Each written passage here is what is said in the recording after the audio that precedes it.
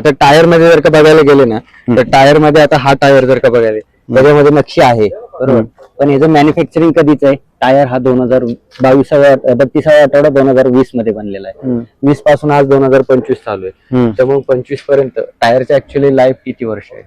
5.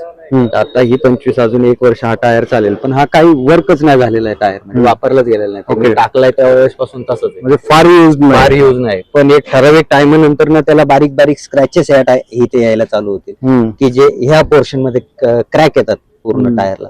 तर ते क्रॅक यायला चालू झाले हळूहळू, की मग तुम्हाला ते समजून जातं की बाबा आता आपल्याला टायर टाकणं गरजेचं आहे, किंवा एक्सप्रेसला गेल्यावर डायरेक्टली फुटतात टायर, हे त्याच्यामुळे प्रॉब्लेम होतो. आता सगळ्यात महत्वाचं म्हणजे गाडी आपली चालणार आहे ते टायरवर चालणार आहे, काय फिरणार आहे टायरवर फिरणार आहे. बरोबर. आम्ही सुरुवात करताना टायरच्या क्रॅक पासून पण करतो, की टायरचं क्रॅक किती आहे, टायरचं मॅन्युफॅक्चरिंग कधी आहे. अब हा टायर जर का 2016-17चा असला असता तर मी तुम्हाला म्हटलं असं हा बदलायची गरज आहे. आपण आता 20चा आहे, पण मी 1 वर्ष सांगतो, पण हे जे ऑलरेडी त्या डेट गेलेली आहे, कारण की प्रत्येक टायरची कंपनी 4 वर्षाची वॉरंटी देते. बरं.